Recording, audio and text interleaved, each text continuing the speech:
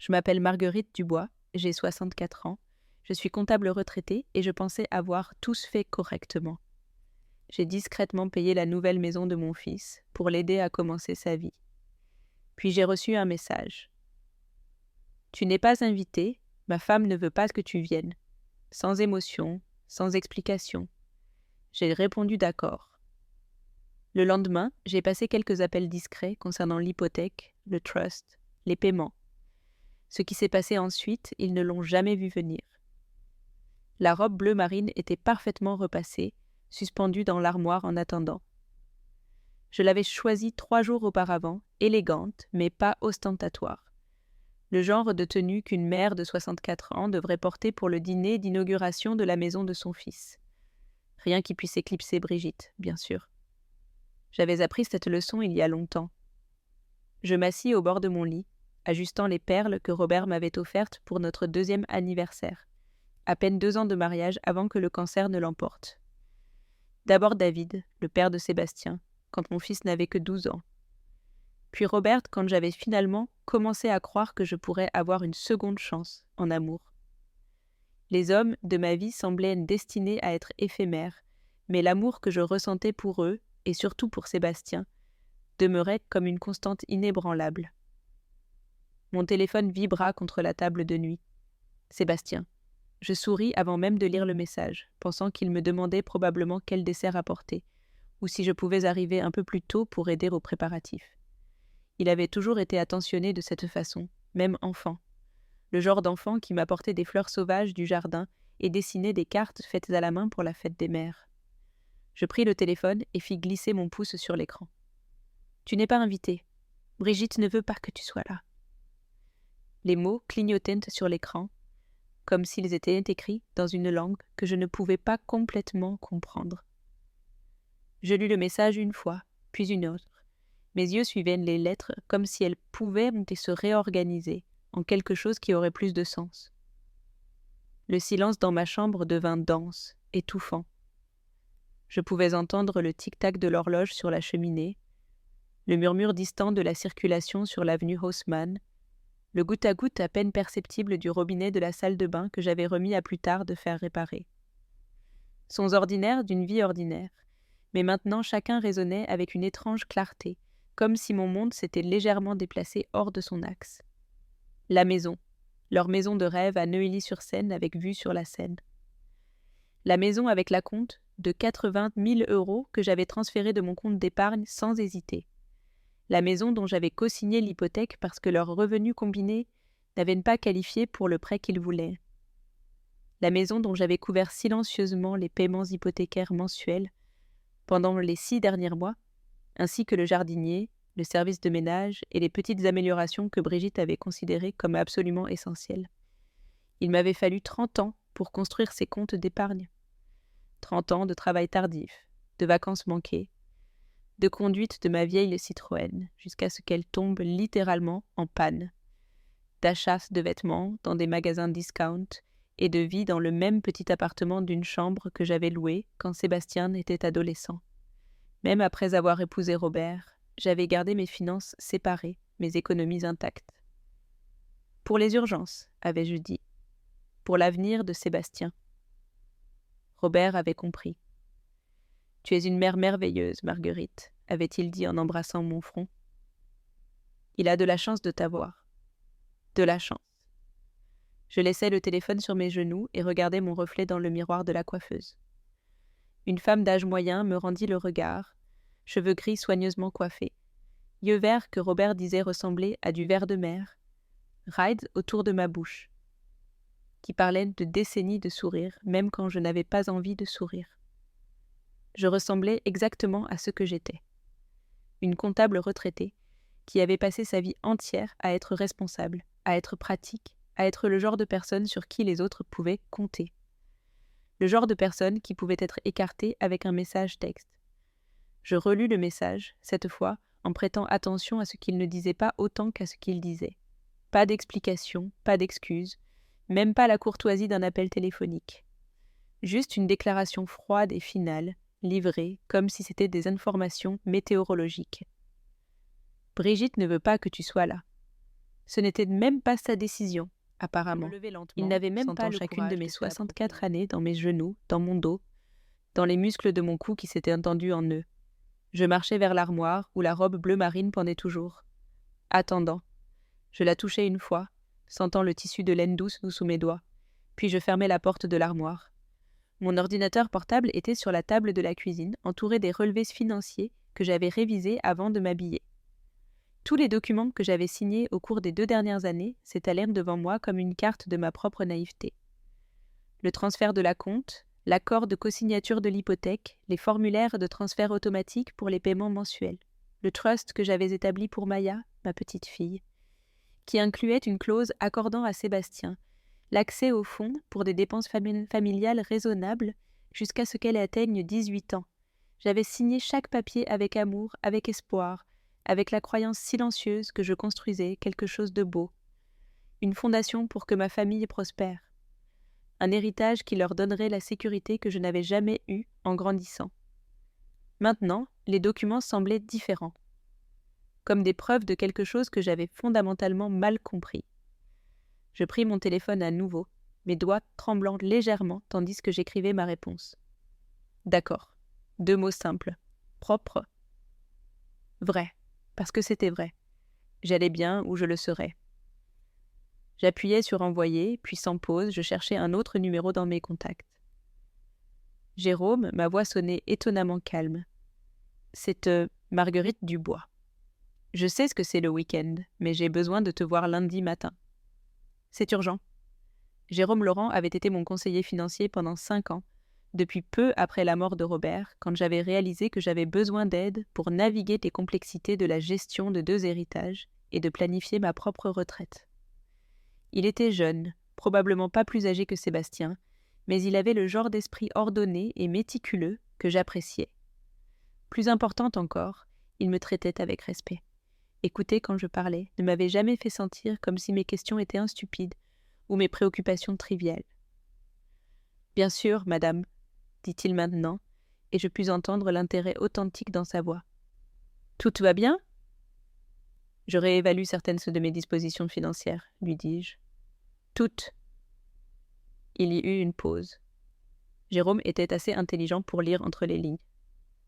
Je comprends, dit-il finalement. 9 heures, ça va ? Parfait.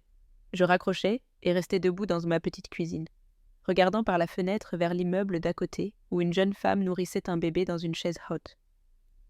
La scène semblait chaleureuse, intime, le genre de moment que j'avais imaginé avoir avec Maya quand elle serait plus âgée. Maya, ma petite fille aux yeux brillants, qui m'appelait grand-mère Marguerite, et grimpait encore sur mes genoux pour lire des livres, qui m'avait offert un collier de perles faites à la main pour la fête des mères, et avait insisté pour que je le porte immédiatement, même si les perles étaient de couleur vive et ne s'accordaient avec rien dans ma garde-robe. Qui m'envoyait des dessins par courrier parce qu'elle avait décidé que c'était plus spécial que de simplement me les donner en personne. Je pensais à elle assise à la table du dîner ce soir, se demandant où était grand-mère Marguerite, se demandant pourquoi elle n'était pas venue voir sa nouvelle chambre, les autocollants de papillons qu'elle avait été si excitée de me montrer. Mon cœur se contracta, mais je ne cédai pas. Pas encore. Au lieu de cela, je retournai dans ma chambre et changeai la robe bleu marine pour un jean confortable et un pull. J'avais du travail à faire. Les 2 jours suivants passèrent dans une étrange suspension. Je ne reçus aucun autre message de Sébastien, aucun appel téléphonique, aucune explication ou excuse tardive. C'était comme si le dîner avait eu lieu dans un univers parallèle où je n'existais simplement pas. Le lundi matin, j'arrivai au bureau de Jérôme 15 minutes en avance avec un dossier plein de documents et une liste écrite à la main de tout ce que je voulais annuler, modifier ou révoquer. J'avais tout organisé par ordre de priorité, en commençant par les transferts automatiques qui pourraient être traités cette même semaine. Jérôme m'accueillit à la porte de son bureau avec du café fraîchement préparé et le genre d'expression soigneusement neutre qu'il avait probablement perfectionné en travaillant avec des clients en cours de divorce ou traitant des décès familiaux. « Asseyez-vous » dit-il en fermant la porte derrière nous. « Dites-moi ce qui se passe. » Je lui racontais tout. Le message texte, les années de soutien financier, le modèle d'être incluse seulement Parlait avec quand la c'était même voix pratique calme et et crue quand factuel ça que ne j'avais l'était pas. utilisé pendant des décennies pour expliquer les divergences dans les audits et les irrégularités budgétaires. Ce n'était pas différent, vraiment. Juste des chiffres qui ne collaient pas. Jérôme écouta sans interrompre, prenant occasionnellement des notes sur un bloc légal. Quand j'eus terminé, il se pencha en arrière dans sa chaise et m'étudia avec ses yeux sombres et sérieux. « Depuis combien de temps cela se passe-t-il » demanda-t-il. Le sentiment de ne pas être apprécié? C'était une bonne question, une que j'avais évité de me poser. Des années, admis-je. Mais je pensais, j'espérais que les choses s'amélioreraient quand Maya serait plus âgée, qu'elle aurait plus besoin de moi, pas moins, et maintenant je réalise qu'ils n'ont jamais vraiment eu besoin de moi. Juste de mon argent. Jérôme hocha lentement la tête. D'accord. Voyons ce que nous pouvons faire. Ce que nous pûmes faire s'avéra substantiel. Les transferts automatiques pouvaient être arrêtés immédiatement. Mon nom pouvait être retiré de l'hypothèque dans les 30 jours, à condition que Sébastien et Brigitte qualifient pour refinancer par eux-mêmes ou trouvent un co-signataire différent. Le trust était plus compliqué, mais pouvait être modifié pour retirer l'accès de Sébastien au fonds tout en gardant intacts les bénéfices éducatifs de Maya. « Y a-t-il autre chose » demanda Jérôme, tandis que nous révisions la liste pour la 3e fois. Je pensais à mon testament, qui laissait actuellement tout à Sébastien avec l'expectative qu'il prendrait soin de Maya. Je pensais à la police d'assurance vie qui le nommait comme bénéficiaire. Je pensais au compte d'épargne que j'avais mentalement étiqueté comme urgence de Sébastien pendant des années. Mon testament, dis-je. Je veux faire quelques changements, là aussi. Jérôme ne semblait pas surpris. Avez-vous des changements spécifiques en tête ? Pas encore, admis-je, mais je pense qu'il est temps de commencer à penser à des héritages différents. Des héritages qui iront à des personnes qui les apprécieront vraiment. En sortant du bureau de Jérôme cet après-midi-là, mon téléphone bourdonna avec un message texte. Pendant un moment, mon cœur s'accéléra. Peut-être que Sébastien avait finalement retrouvé ses esprits. Peut-être qu'il y avait une explication, une excuse, quelque indication que le fils que j'avais élevé existait encore quelque part sous la surface. Mais c'était juste une notification de ma banque confirmant que les transferts automatiques avaient été annulés comme demandé. Je souris pour la première fois en jours. Vraiment souris. Le changement avait commencé. Le sourire s'estompa graduellement, tandis que je marchais vers ma voiture dans le parking de Jérôme, mais quelque chose de plus solide le remplaça. Un sentiment de clarté que je n'avais pas ressenti depuis des années, comme si j'avais vécu dans une pièce mal éclairée et que quelqu'un avait finalement allumé toutes les lumières. Le mardi matin, Jérôme m'appela pour confirmer que tout avait été traité selon le plan. Les paiements automatiques avaient été arrêtés. Mon nom avait été formellement retiré comme co-signataire autorisé sur plusieurs comptes. Les documents pour la modification du trust étaient préparés par le département légal. « Comment vous sentez-vous » me demanda-t-il, et je pus détecter une note d'admiration authentique dans sa voix. « Comme si j'avais finalement réveillé, » lui dis-je. C'était vrai. Pendant les 48 dernières heures, j'avais senti une étrange énergie courir dans mes veines. Ce n'était pas de la rage. La rage était trop chaude, trop chaotique. C'était quelque chose de plus froid et plus précis. C'était un but. Cet après-midi-là, je m'assis à mon bureau avec une feuille de papier vierge devant moi. C'était quelque chose que j'avais remis à plus tard depuis la mort de Robert. Lui, écrire une lettre. Les conseillers en deuil parlaient toujours de l'importance de la fermeture, mais je n'avais jamais vraiment compris ce que cela signifiait jusqu'à maintenant. Cher Robert, je sais que cela peut sembler étrange de t'écrire après tout ce temps, mais j'ai besoin de te raconter certaines choses qui se sont passées. Des choses que je pense que tu n'aurais pas vues venir, tout comme moi. Tu te souviens quand tu as rencontré Sébastien pour la première fois ? Tu avais tellement peur de dépasser les limites, d'essayer d'être son père quand il en avait déjà eu un qu'il avait perdu. Mais il t'a accepté si facilement. Il t'adorait. Tu disais que c'était parce que j'avais élevé un bon homme, quelqu'un avec le cœur ouvert.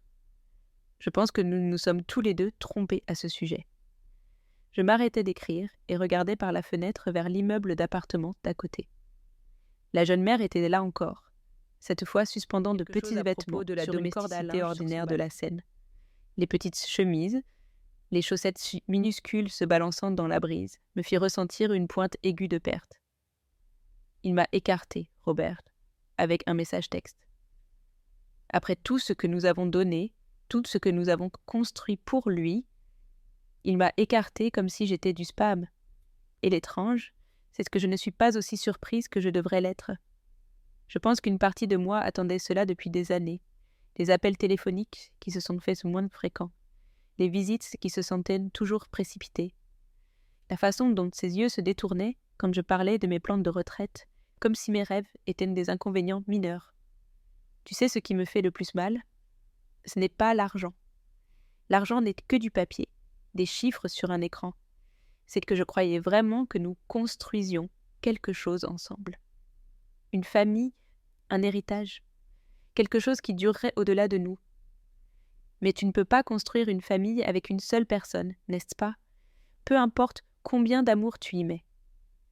Le téléphone sonna, interrompant mes pensées. L'afficheur montrait le nom d'Élise, mon amie d'enfance qui était revenue dans ma vie après que nous ayons toutes les deux pris notre retraite. Nous nous étions reconnectés lors d'une réunion d'anciens élèves il y a 2 ans et avions découvert que nous avions toutes les deux fini par vivre des vies complètement différentes de ce que nous avions imaginé à 18 ans. « Marguerite, » dit Élise sans préambule quand je répondis. « Qu'est-ce qui se passe, au juste ? J'ai vu Sébastien au supermarché ce matin et il ressemblait à quelqu'un qui avait vu un fantôme. » Je me renversai dans ma chaise, pas surprise que les nouvelles voyagent vite. Paris était une grande ville, mais certains cercles étaient petits. « Les choses ont changé ?» lui dis-je. « Viens ici, » dit Élise immédiatement. « Maintenant. J'ai du vin et j'ai du temps. » Élise vivait dans un appartement à Montmartre qui était tout ce que le mien n'était pas. Spacieux, moderne, rempli d'art qu'elle avait vraiment choisi au lieu d'hériter. Quand j'arrivais, elle avait déjà ouvert une bouteille de Sancerre et mis un plateau de fromage et crackers sur sa table basse en verre. « D'accord, » dit-elle en remplissant 2 verres. « Commence par le début. » Je lui racontai tout, chaque détail depuis le message texte jusqu'à ma réunion avec Jérôme, jusqu'à la lettre que j'avais écrite à Robert. Élise écouta avec le genre d'attention focalisée que seuls les vrais amis peuvent donner sans interrompre, sans offrir de solution prématurée. Juste une présence pure. Quand j'eus terminé, elle resta silencieuse pendant un long moment, faisant tourner son verre de vin entre ses mains. « Tu sais ce qui m'énerve le plus dans tout ça ?» dit-elle finalement. « Quoi ? Ce n'est même pas à propos de l'argent pour eux. C'est à propos du contrôle. » Elle prit une gorgée de vin, ses yeux brillants d'indignation en mon nom. « Il voulait ton soutien financier, mais il ne voulait pas se traiter avec toi en tant que personne. Il voulait que tu sois un distributeur automatique silencieux qui apparaît quand c'est pratique et disparaît quand ça ne l'est pas. C'était une façon crue de le dire, mais pas incorrecte. Et maintenant, continua Élise, ils découvrent que les distributeurs automatiques ont des boutons d'arrêt. Malgré tout, je ris. C'était la première fois que je riais sincèrement depuis samedi. « Tu penses que je fais la bonne chose ?» lui demandai-je. Élise me regarda comme si je venais de poser la question la plus ridicule du monde. « Marguerite, chérie, tu as fait la bonne chose pendant 64 ans. Il est temps que la bonne chose marche pour toi aussi. » Nous passâmes l'heure suivante à parler d'autre chose. Ses plans pour convertir sa chambre d'amis en studio d'art. Mon idée de finalement prendre ces cours d'italien que j'avais reportés. Le voyage en Toscane dont nous avions vaguement discuté pendant des mois. C'était rafraîchissant de parler du futur en termes de possibilités, plutôt que d'obligations. Quand je rentrais à la maison ce soir-là, il y avait une enveloppe glissée sous ma porte. Mon nom était écrit sur le devant avec l'écriture soigneuse d'un enfant, et je reconnus immédiatement l'écriture de Maya. À l'intérieur, il y avait un dessin fait avec des crayons de couleur. 3 figures debout devant une maison. Une grande femme aux cheveux gris, évidemment moi. Une petite fille avec des couettes, évidemment Maya. est une figure plus petite que je mis un moment à reconnaître comme un chien. Au bas, avec des lettres soigneusement formées, elle avait écrit « Tu me manques, grand-mère Marguerite. Quand est-ce que je peux te rendre visite encore ?» Je m'assis sur mon canapé tenant le dessin et sentis les premières vraies larmes que j'avais versées depuis samedi. Pas des larmes d'apitoiement ou de rage, pour la mais famille quelque que j'avais chose pensé que nous profond. avions, pour la grand-mère que j'avais espéré être. Mais il y avait aussi quelque chose d'autre. Une sorte de férocité protectrice que je reconnus de quand Sébastien était petit, et que d'autres enfants se moquaient de lui pour ne pas avoir de père. Personne, pas même son propre père, n'allait utiliser Maya comme un pion dans leur jeu d'adulte. Je pliai le dessin soigneusement et le mis sur mon réfrigérateur. Puis je retournai à mon bureau pour finir la lettre. « Robert, je pense que tu serais fier de moi. J'apprends à ne pas m'excuser de prendre de la place. J'apprends que l'amour sans respect n'est pas de l'amour du tout.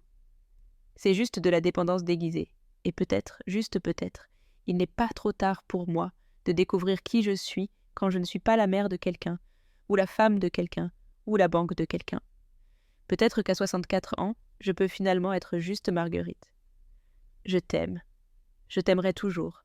Mais je m'aime aussi maintenant assez pour ne pas accepter moins que ce que je mérite. Pour toujours tienne, Marguerite. » Je scellai la lettre dans une enveloppe et la mis dans mon tiroir de bureau à côté de toutes les autres lettres que je n'enverrai jamais. Mais l'écrire avait servi son but. Elle avait aidé à clarifier quelque chose qui se formait dans mon esprit depuis des jours. Ceci n'était pas à propos de vengeance. Ce n'était même pas à propos d'enseigner une leçon à Sébastien, bien que je soupçonne qu'il était sur le point d'en apprendre une de toute façon. Ceci était à propos de récupérer ma propre narration. À propos de reconnaître que j'avais vécu ma vie comme un personnage secondaire dans l'histoire de quelqu'un d'autre, quand j'aurais dû être la protagoniste de la mienne. Le lendemain, Jérôme m'appela avec une mise à jour. « La banque a contacté votre fils ce matin, dit-il, à propos du retrait du cosignataire. Apparemment, il n'était pas au courant que vous aviez initié le processus. » « Intéressant, dis-je, bien que je ne sois pas particulièrement surprise. » Sébastien avait toujours été le genre de personne qui assumait que les choses se prendraient soin d'elles-mêmes. « Aussi, continua Jérôme, j'ai réfléchi à notre conversation sur votre testament. Avez-vous considéré établir une fondation? Quelque chose focalisé sur, disons, l'éducation financière pour les jeunes femmes? Cela pourrait être une façon puissante de créer le genre d'héritage que vous voulez vraiment. » L'idée résonna immédiatement. Combien de fois avais-je vu des jeunes femmes, des collègues, des amis, d'amis, même des étrangères, dans les files de supermarchés, lutter avec des décisions financières, parce que personne ne leur avait enseigné qu'elles avaient le pouvoir de les prendre par elles-mêmes. « Dites-moi en plus, lui dis-je. » Tandis que Jérôme décrivait les possibilités, bourses, ateliers, programmes de mentorat, je sentis cette même sensation de clarté que j'avais expérimentée le lundi. Comme si je voyais ma vie d'une altitude différente, où des modèles qui avaient été cachés devenaient soudainement évidents. J'avais passé des décennies à construire la sécurité financière pour d'autres personnes. Peut-être qu'il était temps d'utiliser cette expérience pour construire quelque chose de plus durable. Quelque chose qui porterait mon nom, non pas comme une obligation, mais comme un choix. Quand je raccrochais, je marchais vers mon réfrigérateur et regardais le dessin de Maya encore. La petite figure avec des couettes me souriait depuis la page, entourée par le monde simple et plein d'espoir que seuls les enfants peuvent créer. Cela prendrait du temps, mais je trouverais un moyen de garder cet enfant dans ma vie sans sacrifier ma propre dignité dans le processus. Je le devais.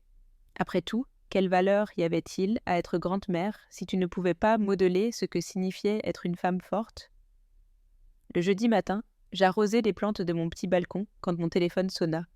Le numéro n'était pas dans mes contacts, mais je reconnus l'indicatif régional. Local, probablement du spam, mais quelque chose me fit répondre quand même. Madame, la voix était professionnelle, courtoise. « Je suis Marc Chevalier de Pinnacle Construction. J'appelle à propos du projet à Neuilly-sur-Seine. Il semble qu'il y ait eu un problème avec le dernier paiement et... » « Excusez-moi, l'interrompis-je doucement. « Je pense que vous avez le mauvais numéro. Je n'ai aucun projet avec vous. » Il y eut une pause. « N'êtes-vous pas la mère de Sébastien Dubois ? Il nous a donné ce numéro comme contact de secours pour la facturation quand… » Je compris immédiatement ce qui s'était passé. Bien sûr que Sébastien avait mis mes informations comme secours. Bien sûr qu'il avait assumé que je serais là pour couvrir tout ce qui dépassait le budget. « Je ne suis plus responsable des dépenses de Monsieur Dubois, » dis-je fermement. Et restait là, Vous devrez le regardant mon contacter téléphone, directement, ressentant un mélange étrange de satisfaction et de tristesse. La satisfaction était évidente, mais la tristesse me prit par surprise.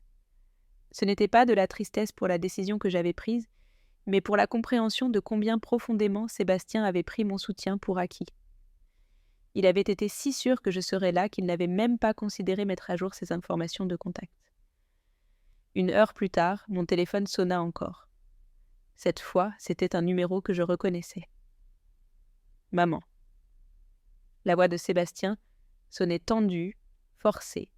« J'ai besoin de te parler. »« Bonjour Sébastien, est-ce que je peux venir ? » ?»« Je suis dans ton quartier de toute façon. » Mensonge, mais je le laissais passer. Bien sûr, il arriva 20 minutes plus tard, et au moment où je le vis à travers le Judas, je sus que les dernières 48 heures n'avaient pas été tendres avec lui. Ses cheveux, normalement parfaitement arrangés, étaient ébouriffés. Il avait des cernes sous les yeux, et il portait la même chemise de ville froissée que j'avais vue dans les photos du dîner d'inauguration sur l'Instagram de Brigitte.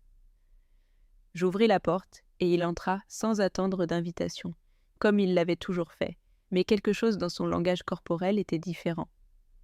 Moins confiant, plus désespéré. Du café, offris-je en me dirigeant vers la cuisine. Oui, merci. Il s'assit à ma petite table de salle à manger, le même endroit où il avait fait ses devoirs de lycée, où nous avions eu d'innombrables conversations sur ses rêves et ses plans. Maman, je dois comprendre ce qui se passe. Je versai du café dans 2 tasses et m'assis en face de lui. Que veux-tu dire ? Les paiements, la banque, les entrepreneurs. Sa voix se brisa légèrement. Tout s'effondre. Je le regardais, vraiment le regardais. Pour la première fois depuis des mois, il avait pris du poids, principalement dans son visage et autour de ses yeux. Sa peau avait cette pâleur grisâtre qui vient du stress et de très peu de sommeil. Il ne ressemblait pas à l'enfant confiant que j'avais élevé ou au jeune homme ambitieux qui était parti à l'université avec de grands rêves. Il ressemblait peut-être à un homme qui avait vécu au-delà de ses moyens et dont l'heure de payer était finalement arrivée. « Tu m'as envoyé un message samedi ?» dis-je calmement. « Tu m'as dit que je n'étais pas la bienvenue à votre dîner. Alors je suis partie. »« Tu n'es pas partie. Tu as tout annulé. » Sa voix s'éleva, et pendant un moment, je vis un éclair de l'enfant qui faisait des crises de colère quand les choses ne se passaient pas comme il voulait. « Oui, dis-je simplement. Je l'ai fait. Pourquoi ? » La question sortit comme un gémissement. « Pour un stupide message texte, maman ? » Tu sais que Brigitte devient parfois, sensible sur les choses familiales. Sa mère est très critique et elle projette ça sur… Non, l'interrompis-je. Nous n'allons pas faire ça. Faire quoi ? Nous n'allons pas blâmer Brigitte pour tes décisions. Nous n'allons pas agir comme si tu étais victime des émotions de quelqu'un d'autre. Je me renversai dans ma chaise, surprise par ma propre fermeté. Tu es un homme de 35 ans, Sébastien. Si tu envoies un message blessant à ta mère, c'est ta décision. Si tu exclus la personne qui a soutenu financièrement ton style de vie, ce sont les conséquences. Son visage passa par plusieurs expressions. Confusion, rage, quelque chose qui pourrait être ressemblé à de la honte. « D'accord, » dit-il finalement. « Tu as raison. Le message était mauvais. Je suis désolée. Mais ne peut-on pas simplement passer outre ? Revenir à la façon dont les choses étaient ? Non. » Le mot resta suspendu dans l'air entre nous, pur, final. « Que veux-tu dire par non ? Je veux dire que je ne vais plus financer ta vie. Je veux dire que je ne vais plus signer comme garante pour tes décisions. Je veux dire que je ne vais plus prétendre qu'une relation où je ne suis la bienvenue que quand tu as besoin de quelque chose est une relation du tout. » Sébastien se leva brusquement, commençant à faire les 100 pas dans ma petite cuisine, comme un animal en cage. « Tu ne comprends pas, dit-il. La maison, Nous avons des paiements à faire, des entrepreneurs qui dépendent de nous. Et Brigitte, il se passa les mains dans les cheveux. Brigitte parle de retourner chez ses parents, d'emmener Maya. Et voilà. La carte que j'avais attendu qu'il joue. Maya, Maya, dis-je doucement. Oui, Maya. Il se tourna vers moi et je pus voir le calcul dans ses yeux, l'espoir que mentionnait ma petite fille pourrait m'attendrir. Elle te manque, maman. Elle n'arrête pas de demander quand elle va te revoir. J'en suis sûre. Alors aide-nous. Pour elle, sinon pour nous. Je me levai et marchai vers le réfrigérateur où le dessin de Maya était collé avec un aimant en forme de cœur qu'elle m'avait donné avec des couettes souriantes depuis la page, et sentis le tiraillement familier dans mon cœur. Mais je me souvins aussi de quelque chose qu'Élise avait dit la nuit précédente. Les maîtres chanteurs émotionnels connaissent toujours exactement quel bouton presser. « Tu sais quoi, Sébastien ?» dis-je en me tournant pour lui faire face. « Tu as raison. Maya me manque et elle lui manque. Mais utiliser l'amour que j'ai pour ma petite fille pour me manipuler afin que je subventionne ton mariage, ce n'est pas être parent, c'est être un proxénète émotionnel. » Ses yeux s'élargirent. Dans toutes nos années de conflit, et il y en avait eu beaucoup, surtout pendant son adolescence, je ne lui avais jamais parlé si directement. « C'est horrible, murmura-t-il. »« Oui, acquiesçai-je. »« Ça l'est, et pourtant nous voilà. » Il s'effondra de nouveau sur sa chaise, semblant soudainement beaucoup plus vieux que ses 35 ans. « Je ne sais pas quoi faire, admit-il. » Brigitte est furieuse. Ses parents disent « Je vous l'avais dit, les entrepreneurs menacent de poursuivre. » Et la banque ? Il rit amèrement. La banque veut savoir comment nous allons qualifier pour l'hypothèque sans ton revenu comme soutien. Ce sont toutes des conséquences très réelles, dis-je. Il me regarda comme si j'avais perdu la tête. Et j'ai besoin de ton aide. Non, tu as ça besoin de prendre en charge ta propre vie. Je me rassis, me sentant étrangement calme. C'était comme si j'avais une conversation que j'avais reportée pendant des années. Quand tu avais 12 ans et que ton père est mort, dis-je, j'ai fait une promesse. Je me suis promis de m'assurer que tu ne ressentirais jamais l'insécurité financière de la façon dont je l'avais ressentie en grandissant. J'ai travaillé double équipe, acheté dans des magasins d'occasion pour pouvoir payer tes frais universitaires. J'ai vécu dans des appartements trop petits pour pouvoir épargner pour ton avenir. Et j'en suis reconnaissante. Je n'ai pas terminé. Ma voix était ferme mais pas cruelle.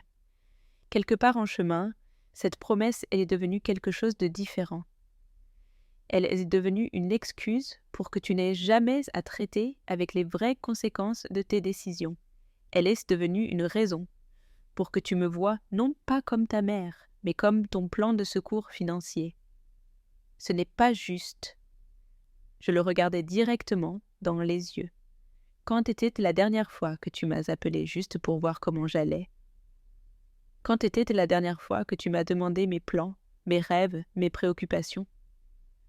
Quand était la dernière fois que tu m'as traité comme une personne, plutôt que comme une ressource ? Le silence s'étendit entre nous.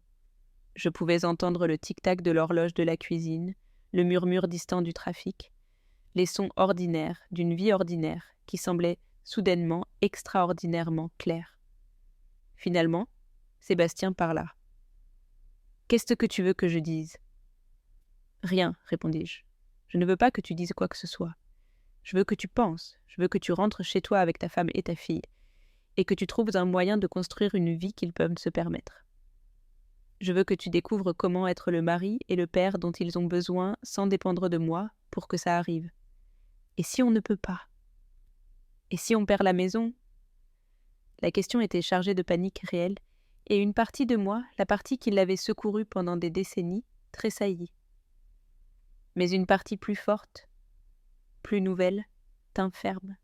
« Alors vous trouverez une autre maison, dis-je, une que vous pouvez vous permettre. Et vous y vivrez. » Et Maya grandira en voyant ses parents résoudre des problèmes au lieu de dépendre de quelqu'un d'autre pour le résoudre pour eux. Sébastien se leva encore, cette fois plus lentement. Il semblait défait, mais il y avait aussi quelque chose d'autre dans son expression. Respect, peur, c'était difficile à dire. Je ne peux pas croire que tu fasses ça, dit-il. Je ne peux pas croire qu'il m'ait fallu si longtemps. Il se dirigea vers la porte, puis s'arrêta. Qu'en est-il de Maya? Quand est-ce que je la verrai? Quand Brigitte et toi trouverez un moyen pour que ça arrive qui ne dépende pas de mon argent, dis-je. Quand vous m'inviterez comme grand-mère, pas comme bienfaitrice. Après qu'il fut parti, je restai assise dans ma cuisine silencieuse pendant longtemps. Je ne me sentais pas victorieuse. Je ne me sentais pas vengeresse. Principalement, je me sentais fatiguée, comme si j'avais porté quelque chose de lourd pendant si longtemps que j'avais oublié ce que ça faisait de marcher sans ce fardeau, mais je ressentais aussi autre chose. Quelque chose qu'il me fallut un moment pour reconnaître. Je me sentais libre. Mon téléphone sonna une fois de plus cet après-midi-là. Cette fois, c'était Élise. « Comment ça s'est passé ?» demanda-t-elle sans préambule. « Difficile, admis-je, mais nécessaire. Il a essayé d'utiliser Maya comme levier. »« Non, dis-je, sentant un petit sourire tirer les coins de ma bouche. Ça n'a pas marché du tout. »« Bien, dit Élise avec une satisfaction féroce. Alors tu apprends, finalement. »« J'apprends que l'amour véritable ressemble parfois beaucoup à lâcher prise. » Ce soir-là, j'écrivis une lettre de plus. Cette fois à Maya, bien que je sache que je ne serais pas capable de la lui envoyer jusqu'à ce qu'elle soit plus âgée. Mais d'écrire semblait important, quand même. Chère Maya, un jour, quand tu seras assez grande pour comprendre, je veux que tu saches quelque chose d'important. Parfois, les gens qu'on aime le plus nous demandent d'être moins que ce qu'on est pour qu'ils puissent se sentir à l'aise d'être moins que ce qu'ils pourraient être. Quand ça arrive, et ça arrivera parce que tu es forte et brillante et que tu auras ta propre lumière à protéger, je veux que tu te souviennes que dire non à ça n'est pas un manque d'amour. C'est la forme la plus profonde d'amour qui existe. Je t'aime, petite. Je t'aimerai toujours. Mais je m'aime aussi assez pour montrer à quoi ça ressemble quand une femme se défend. J'espère qu'un jour, tu me remercieras pour ça. Avec tout mon amour, grand-mère Marguerite. Je gardai la lettre avec l'autre, sûre qu'un jour j'aurai l'occasion de la lui donner. Et sinon, eh bien, au moins j'aurais essayé de vivre d'une façon qui lui enseignerait la leçon sans mots. 2 semaines après la confrontation avec Sébastien, je me réveillai un samedi matin me sentant agitée. Ce n'était pas de l'anxiété, j'avais appris à reconnaître la différence, mais quelque chose de plus proche de l'énergie sans direction. Comme si mon corps avait attendu quelque chose pendant si longtemps qu'il avait oublié comment être immobile. Élise m'avait invitée à l'accompagner à son projet de jardin communautaire à Belleville, quelque chose que j'avais reporté pendant des mois avec diverses excuses. « Je suis trop occupée, lui avais-je dit. Je dois aider Sébastien avec eux. » Mais maintenant que ces excuses s'étaient évaporées, je réalisais que j'avais simplement eu peur. Peur de découvrir ce que j'aimais quand je n'avais pas à m'inquiéter de ce que les autres avaient besoin. Le jardin s'avéra être une révélation. Il était situé sur un terrain qui avait été vacant, transformé par un groupe de voisins en une mosaïque de parcelles surélevées, sans tir de gravier, et une petite serre faite de fenêtres recyclées. C'était tôt dans la saison, mais je pouvais déjà voir les premières pousses vertes poussant à travers le sol, pleines de promesses. « Marguerite », dit Élise en me présentant à une femme plus âgée avec des mains couvertes de terre et des yeux brillants. « Voici Carmen. Elle dirige le programme d'éducation financière ici les mardis. » Carmen me serra la main fermement. « Éducation financière dans un jardin ?» demandai-je.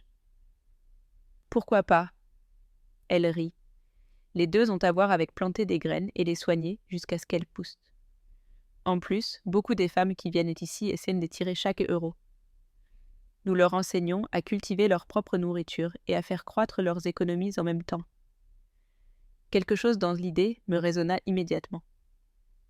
Pendant des décennies, j'avais vu des collègues, surtout des jeunes femmes, prendre de terribles décisions financières simplement parce que personne ne leur avait enseigné qu'elles avaient des options. J'avais vu des mères célibataires travailler 2 emplois mais ne jamais apprendre à budgéter.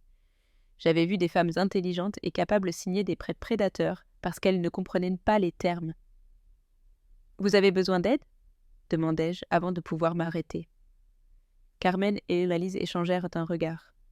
« Tu as de l'expérience en finance ?»« Un peu, dis-je sèchement. 40 ans comme comptable. » Cet après-midi-là, je me trouvais agenouillée à côté d'une jeune mère nommée Sophie, l'aidant à planter des laitues tandis que nous parlions de budget. Sophie avait 24 ans, travaillait comme assistante dentaire et élevait seule un enfant de 3 ans. Elle avait vécu de chèque de paye en chèque de paye pendant si longtemps qu'elle avait commencé à croire que c'était sa seule option. « Je n'ai jamais eu de compte d'épargne, » me confia-t-elle, tandis qu'elle pressait doucement les petites plantes dans la terre. « Chaque fois que j'essaie d'économiser quelque chose, une urgence survient. »« As-tu entendu parler du principe de te payer en premier ?» lui demandai-je. Elle secoua la tête. « C'est simple, » dis-je en lui montrant comment espacer les plantes uniformément. Avant de payer quoi que ce soit d'autre, même savant l'épicerie, tu mets quelque chose de côté pour toi. Même si c'est 5 €, même si c'est 50 centimes. Le point, c'est d'entraîner ton cerveau à te voir comme une priorité. Ses yeux s'élargirent. Mais si je n'ai pas assez pour tout le reste? Alors tu trouves des façons pour que tout le reste coûte moins, comme acheter des vêtements d'occasion. Je m'arrêtais, me souvenant de mes propres années de rareté. La pauvreté n'est pas un défaut moral, Sophie, mais la dépendance peut en devenir un. Nous passâmes l'heure suivante à parler de stratégies petites et pratiques. Comment automatiser les économies pour qu'elles ne puissent pas les dépenser accidentellement? Comment négocier les factures? Comment distinguer entre vouloir et avoir besoin? Ce n'était pas du matériel révolutionnaire, mais je pus voir quelque chose changer dans son expression, tandis que nous parlions.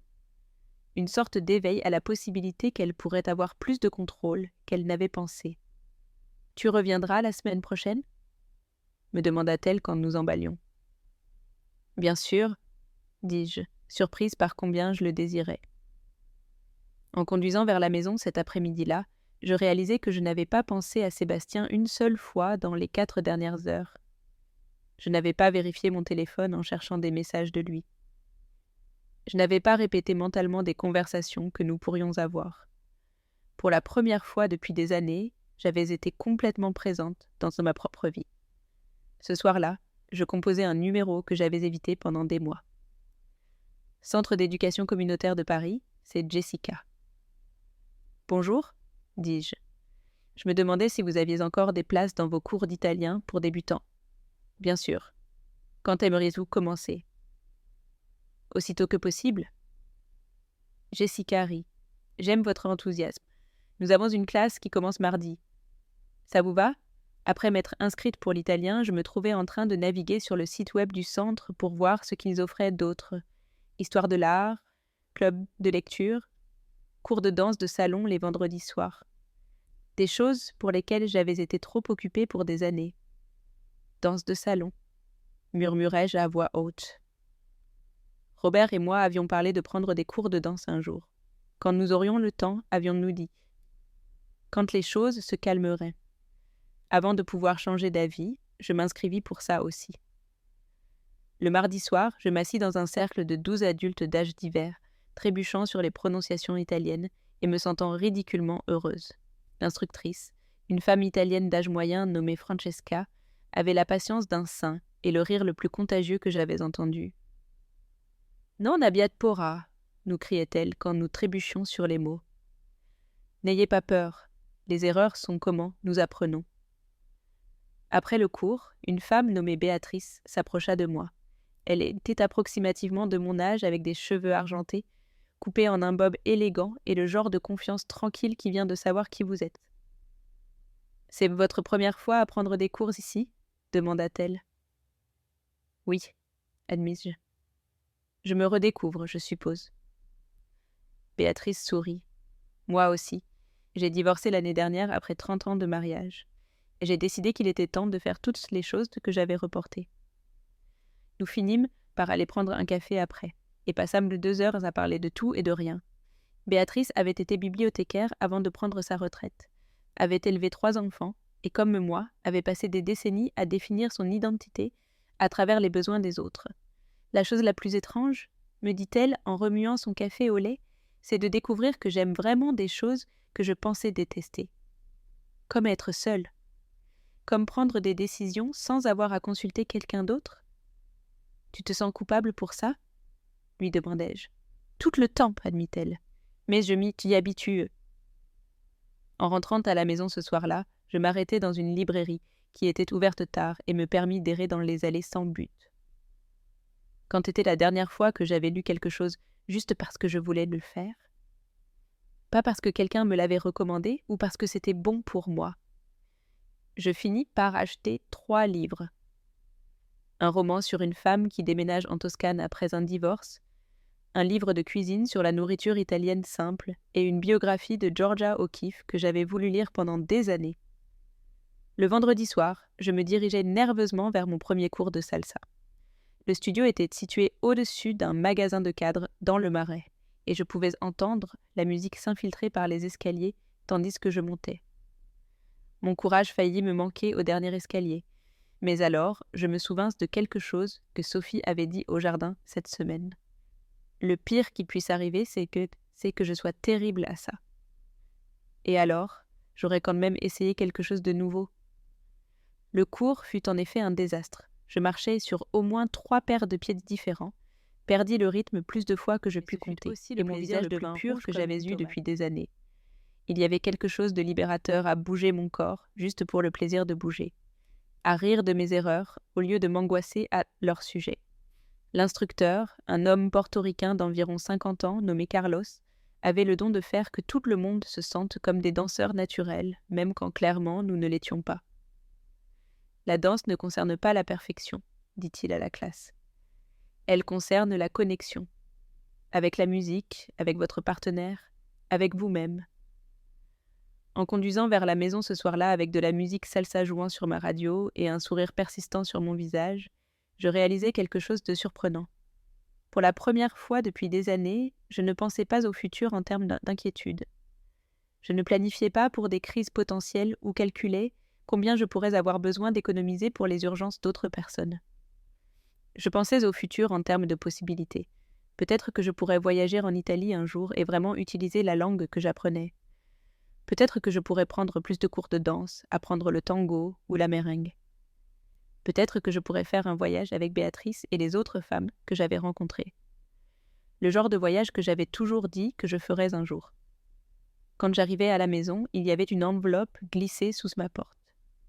Pendant un moment, mon cœur s'accéléra. Peut-être que c'était un autre dessin de Maya. Mais quand je le ramassai, je reconnus l'adresse de l'expéditeur. L'école de Maya. À l'intérieur, il y avait une note de Madame Patterson, la secrétaire de l'école, avec une enveloppe plus petite, couverte d'autocollants de licorne. « Chère Madame Dubois, Maya m'a demandé de vous donner ceci. J'espère que c'est bien de le faire. Elle semble beaucoup vous manquer. Cordialement, Linda Patterson. » Avec des mains tremblantes, j'ouvris la plus petite enveloppe. À l'intérieur, il y avait un autre dessin, cette fois de 2 figures assises, dans ce qui semblait être un jardin, entouré de fleurs et de papillons. Au bas, avec son écriture soigneuse de 8 ans, Maya avait écrit « Chère grand-mère Marguerite, je t'aime. Peux-tu m'apprendre à planter des fleurs ?»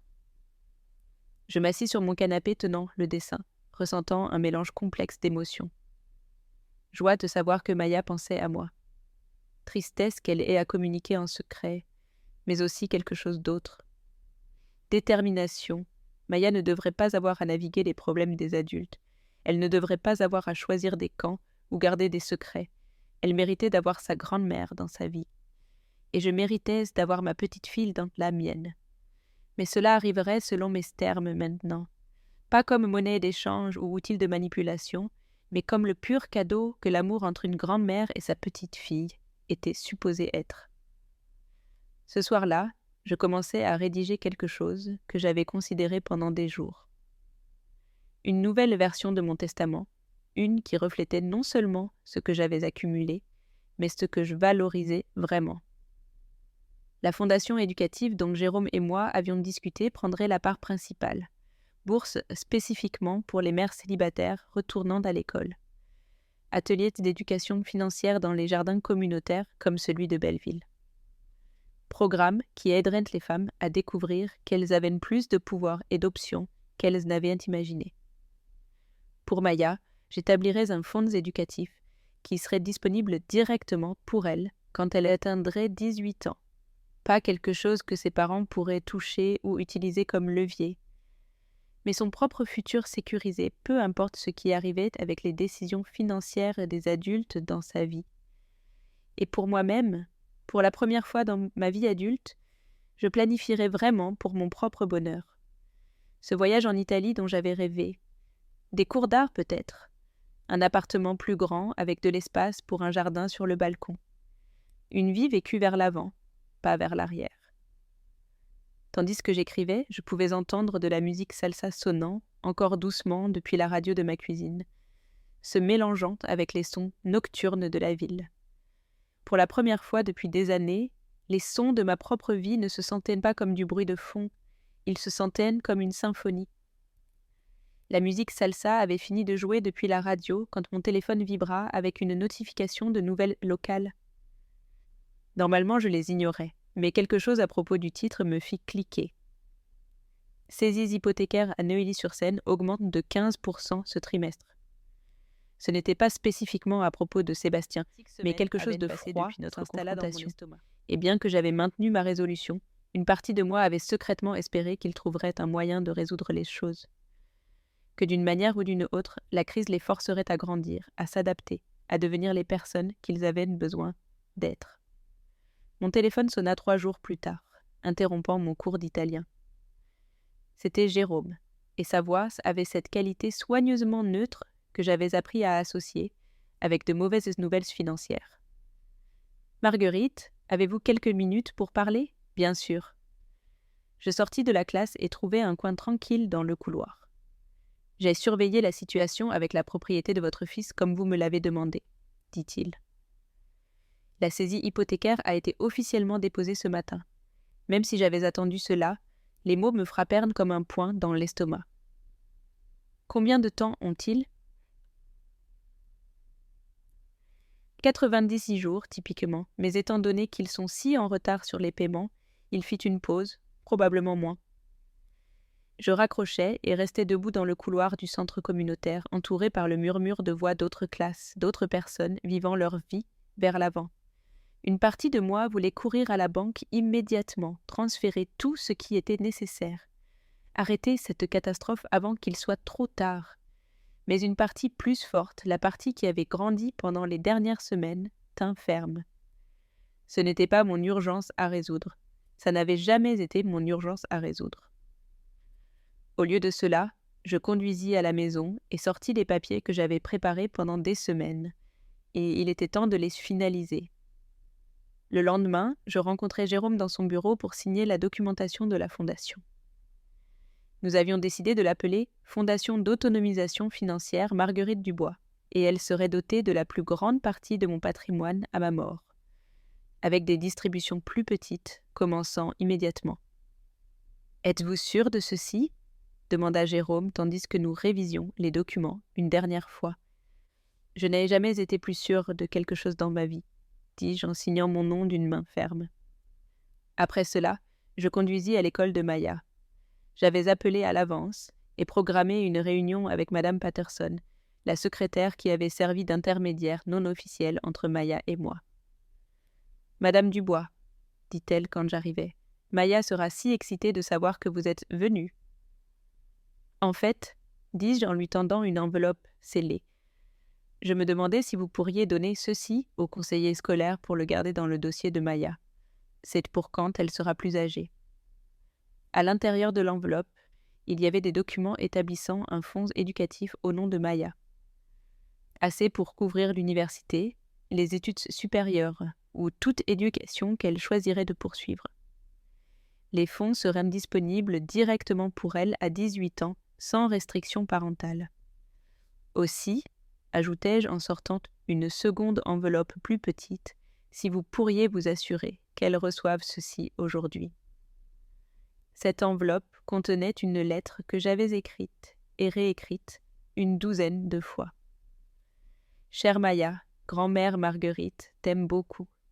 J'espère que tu le sais, peu importe ce qui se passe avec les adultes dans ta vie en ce moment. Quand tu grandiras un peu plus, je veux t'enseigner sur les jardins, Surplanter des graines et les soigner jusqu'à ce qu'elles poussent. Estivapis. Sur être patiente avec les choses qui valent la peine d'attendre. Pour maintenant, souviens-toi juste de ceci.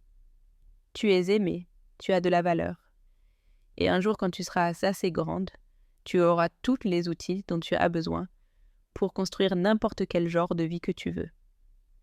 Continue à dessiner. Continue à rêver. Avec tout mon amour, grand-mère Marguerite.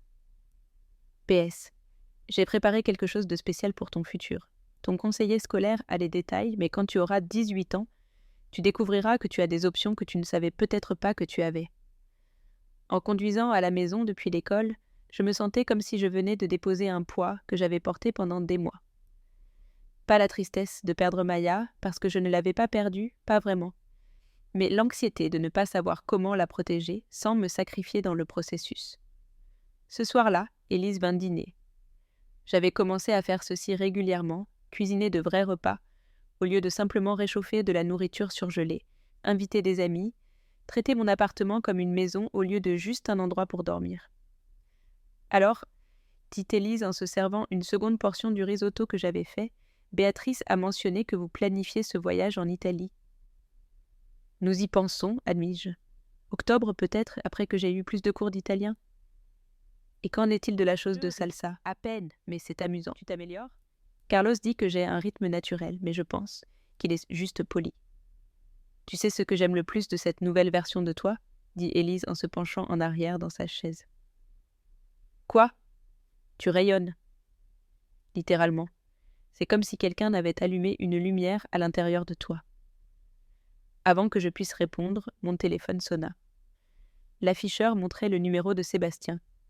Élise et moi nous regardâmes. Tu vas répondre? Je laissai sonner jusqu'à la messagerie vocale. Quoi qu'il ait à dire, cela pouvait attendre jusqu'à ce que j'aie fini de dîner avec mon ami. Mais il continua à appeler, 5 fois en 1 heure. Finalement, après qu'Élise soit partie, j'écoutais les messages vocaux. Le premier était cohérent, mais désespéré. « Maman, s'il te plaît, appelle-moi. Nous devons parler. » Le second était plus frénétique. « Maman, je sais ce que tu as dit non, mais la situation a changé. » Brigitte est partie. Elle a emmené Maya chez ses parents à Lyon. Elle dit qu'elle ne reviendra pas jusqu'à ce que je trouve un moyen de subvenir aux besoins. « S'il te plaît, appelle-moi. » Le troisième me brisa le cœur. « Maman, je ne sais pas quoi faire. La maison va être saisie. J'ai perdu mon travail. Je ne pouvais pas me concentrer. J'étais constamment au téléphone avec les avocats et les banques. Maya me demande quand elle va rentrer à la maison et je ne sais pas quoi lui dire. J'ai besoin de toi. Je sais que tu détestes probablement ça, mais j'ai besoin de toi. » Le quatrième était à peine un murmure. « S'il te plaît. » Juste s'il te plaît. Je m'assis sur mon canapé tenant le téléphone, ressentant le tiraillement familier de décennies d'instinct maternel. C'était la voix de mon petit garçon m'appelant au milieu de la nuit.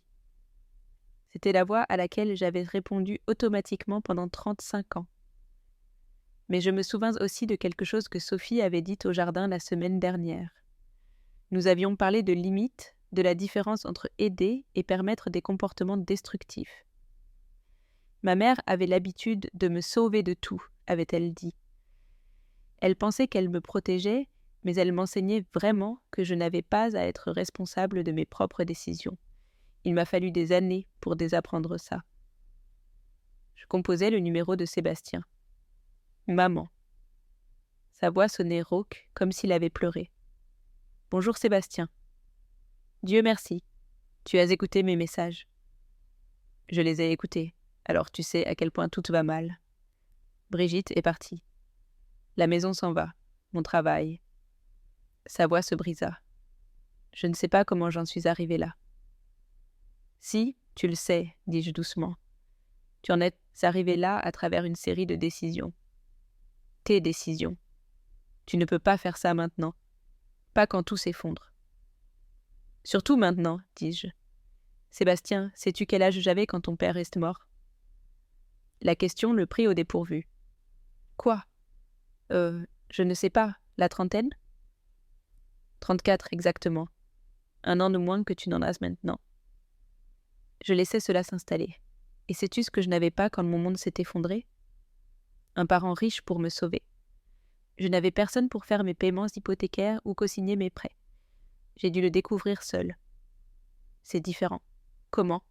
Parce que j'ai grandi avec des privilèges que tu n'avais pas. Ces choses qu'auraient dû te rendre plus capable de gérer ceci. Pas moins. Il y eut un long silence. Quand il parla finalement, sa voix était petite. Qu'est-ce que je suis supposée faire ? Je ne sais pas, dis-je honnêtement. Mais je vais te dire ce que je ne vais pas faire. Je ne vais pas te sauver de ceci.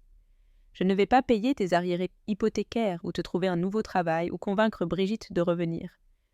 Ce sont tes problèmes à résoudre. Et Maya, tu ne te soucies pas de ce qui lui arrive ? Je me soucie énormément de ce qui lui arrive, dis-je fermement. C'est pourquoi un fonds éducatif a été établi qui prendra soin d'elle peu importe les décisions que Brigitte et toi prenez. C'est pourquoi je ne vais pas lui enseigner que les adultes dans sa vie n'ont pas à être responsables de leurs choix. Un fonds éducatif ? Il sera disponible pour elle quand elle aura 18 ans. Pour l'université, l'école de commerce, toute éducation qu'elle choisira. Directement pour elle, pas à travers vous. Je pus l'entendre respirer lourdement à l'autre bout de la ligne. Comment vais-je lui expliquer ceci ? Comment lui dis-je que sa grand-mère l'aime mais n'aidera pas sa famille ? Tu lui dis la vérité, dis-je. Que sa grand-mère l'aime assez pour s'assurer qu'elle ait un futur peu importe ce qui arrive. Et tu lui dis que papa apprend à résoudre des problèmes par lui-même pour pouvoir être le père dont elle a besoin. Et si je ne peux pas ? Et si je ne suis pas assez fort ?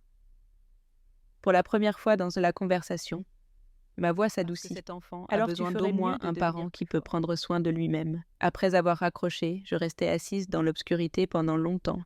Je ne me sentais pas victorieuse. Je ne me sentais pas cruelle. Principalement, je me sentais triste. Pas pour les décisions que j'avais prises, mais pour combien de temps il m'avait fallu pour les prendre. Mais je ressentais aussi quelque chose d'autre. Une sorte de paix qui vient de finalement être alignée avec ses propres valeurs.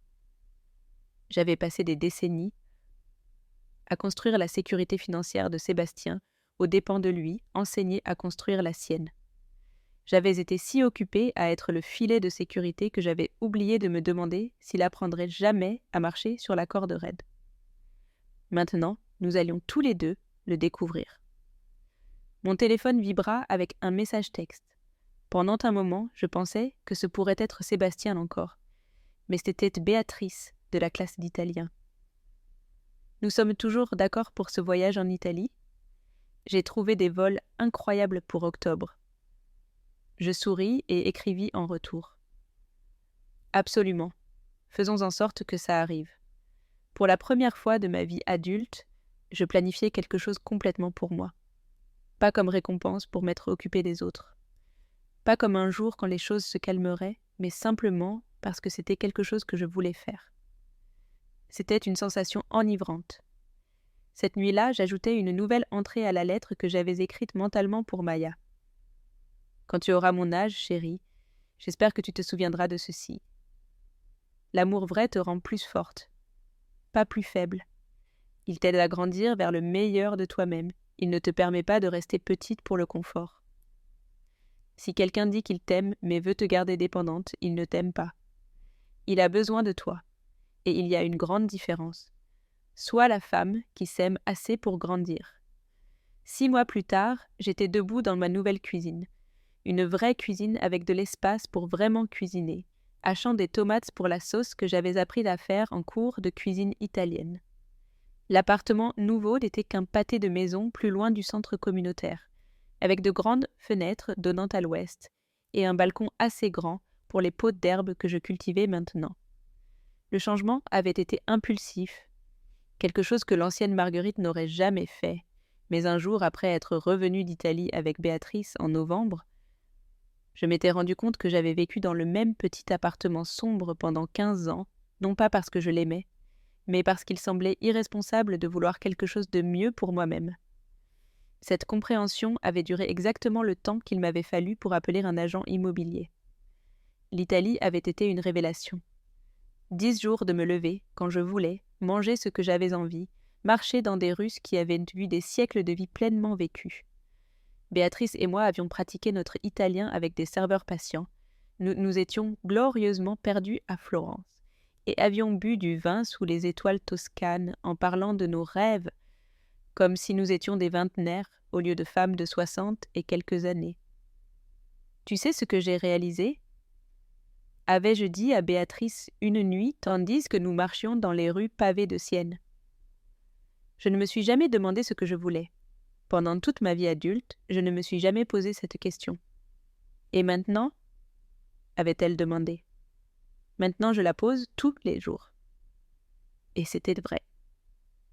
Chaque matin, en me réveillant, je me demandais « Qu'est-ce que Marguerite veut aujourd'hui ?»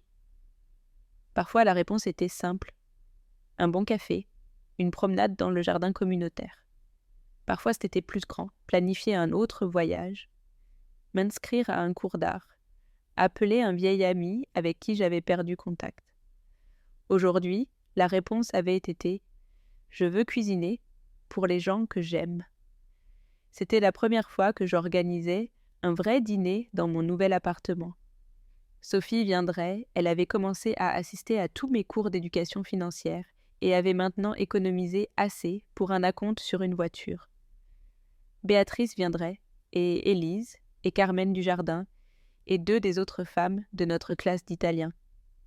Même Jérôme avait accepté de venir avec sa petite amie Rebecca, une artiste que j'avais rencontrée dans un de mes nouveaux cours de peinture. Tandis que je cuisinais, mon téléphone vibra avec un message texte. Pendant une fraction de seconde, mon cœur bondit. Après tous ces mois, une partie de moi attendait encore des nouvelles de Maya. Mais c'était de Carlos, mon instructeur de salsa. « Tu es prête pour cette compétition le mois prochain ?» Ta bachata s'est tellement améliorée. Je souris et écrivis en retour. Prête comme jamais. Je planifierais de concourir dans une compétition de danse. Certainement pas moi 6 mois auparavant. Mais il s'avérait que quand tu arrêtes de vivre avec la peur du jugement des autres, tu découvres que tu es capable de plus que tu n'avais imaginé. La sonnette retentit juste quand je finissais de dresser la table. Élise arriva en premier, portant des fleurs du marché des producteurs et une bouteille de Prosecco. « Mon Dieu, dit-elle en regardant autour de l'appartement, cet endroit est parfait pour toi. » C'était vrai. Les murs étaient peints dans des tons chauds de terre cuite et d'or, couleurs que j'avais choisies parce qu'elles me rendaient heureuse plutôt que parce qu'elles étaient pratiques ou appropriées pour la revente. Il y avait de l'art vrai sur les murs, certaines pièces que j'avais achetées en Italie, d'autres que j'avais peintes moi-même en cours. Le canapé était assez grand pour lire confortablement et il y avait une vraie table de salle à manger où nous pouvions nous asseoir à 8 si nous voulions. « Ça se sent comme une maison, dis-je, et c'était la première fois depuis des années que j'avais dit ce mot à propos d'un endroit où je vivais. Bientôt les autres arrivèrent et mon appartement se remplit du genre de bruit que j'avais manqué sans savoir que je le manquais. Conversations qui se chevauchaient, rires authentiques, tintements de verre, les sons de gens qui s'appréciaient vraiment. Sophie me montra des photos de sa nouvelle voiture et me parla de la promotion qu'elle avait obtenue au cabinet dentaire. Mon patron dit qu'il n'avait jamais vu quelqu'un gérer les finances du bureau aussi bien, dit-elle. Il dit qu'il va m'envoyer prendre des cours d'administration des affaires. « Et tu vas y aller ?» demanda Béatrice. « Bien sûr, » dit Sophie avec une confiance qu'elle n'avait pas eue quand je l'avais rencontrée. Il s'avère que je suis douée avec les chiffres. Qui l'aurait su ? Carmen nous parla du nouveau partenariat qu'elle avait sécurisé pour le jardin. Un programme qui fournirait des microcrédits aux femmes qui voulaient commencer de petites entreprises cultivant et vendant des produits. La première bénéficiaire va être Rosa, dit-elle. Elle va cultiver des herbes médicinales pour vendre au marché des producteurs. Elle dit que c'est quelque chose que sa grand-mère lui a enseigné, mais elle n'avait jamais pensé que ça pourrait être un vrai business. Ne sous-estimez jamais ce que les femmes peuvent faire quand elles ont accès au capital, dit Jérôme en levant son verre. Au travail de Marguerite. Au travail de nous toutes, corrigeai-je, mais je me sentais réchauffée par la reconnaissance. En servant le dessert, tiramisu que j'avais fait à partir de 0, une autre première pour moi, Rebecca mentionna qu'elle avait vu mon nom dans le journal. Sérieusement ? Élise semblait intriguée. Qu'est-ce que ça disait ? C'était un article sur la nouvelle initiative d'éducation financière dans les jardins communautaires, dit Rebecca. Il mentionnait ta fondation et citait quelque chose que tu avais dit sur enseigner aux femmes qu'elles ont des options. Je n'avais pas vu l'article, mais l'idée que mon travail atteignait plus de gens me fit sourire.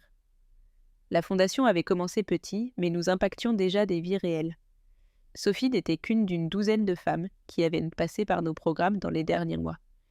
Tu sais ce que j'aime le plus de tout ceci ? Dit Béatrice en gesticulant vers la pièce pleine de femmes mangeant ma nourriture maison dans ma maison choisie. Quoi ? Nous sommes toutes ici par choix, pas par obligation familiale ou attente sociale. Par choix authentique. Elle avait raison, c'était de la famille choisie dans sa forme la plus pure. Après que tous soient partis que cette nuit-là, je m'assis sur mon balcon avec une tasse de thé, regardant les lumières de la ville. Ça avait été une journée parfaite. Le genre de journée que j'avais commencé à avoir régulièrement.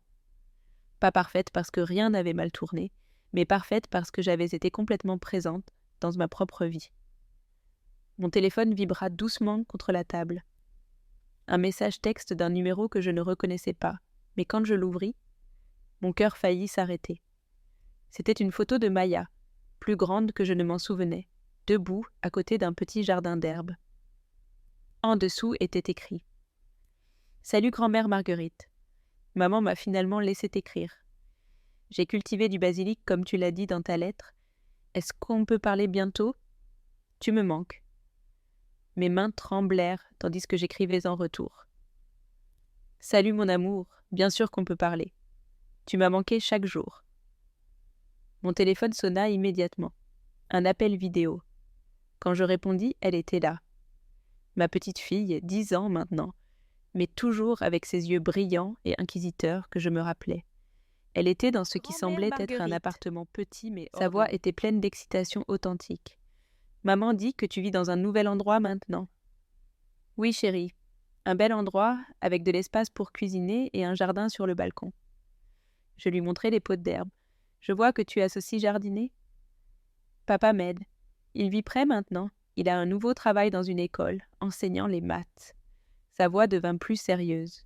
« Il dit que tu lui as enseigné des choses importantes sur être responsable. » Intéressant. « Tu aimes ta nouvelle école, je l'adore. » Et devine quoi, je suis dans le club de jardinage. Madame Chen dit que j'ai la main verte comme ma grand-mère. Nous parlâmes pendant 1 heure. Elle me parla de ses cours, ses amis, le petit appartement où elle et Brigitte vivaient maintenant. « C'est plus petit que la grande maison, » dit-elle avec une sagesse qui me surprit. « Mais ça se sent plus comme une maison. » Elle me raconta que Sébastien était retourné à l'école pour obtenir sa certification d'enseignement, qu'il avait un travail dans un lycée local enseignant les maths à des étudiants de milieux défavorisés. « Il dit qu'il apprend à construire au lieu de dépendre, » dit Maya en répétant clairement des mots qu'elle avait entendus. Je ne suis pas sûre de ce que ça veut dire, mais il semble plus heureux. Quand nous raccrochâmes finalement avec des plans pour un autre appel la semaine suivante et une possible visite pendant les vacances de printemps, je restais assise sur mon balcon, ressentant une paix profonde et complète. Sébastien avait trouvé son chemin. Pas celui que j'aurais choisi pour lui, pas la vie de luxe qu'il avait essayé de construire avec mon argent, mais quelque chose qu'il pouvait soutenir par lui-même.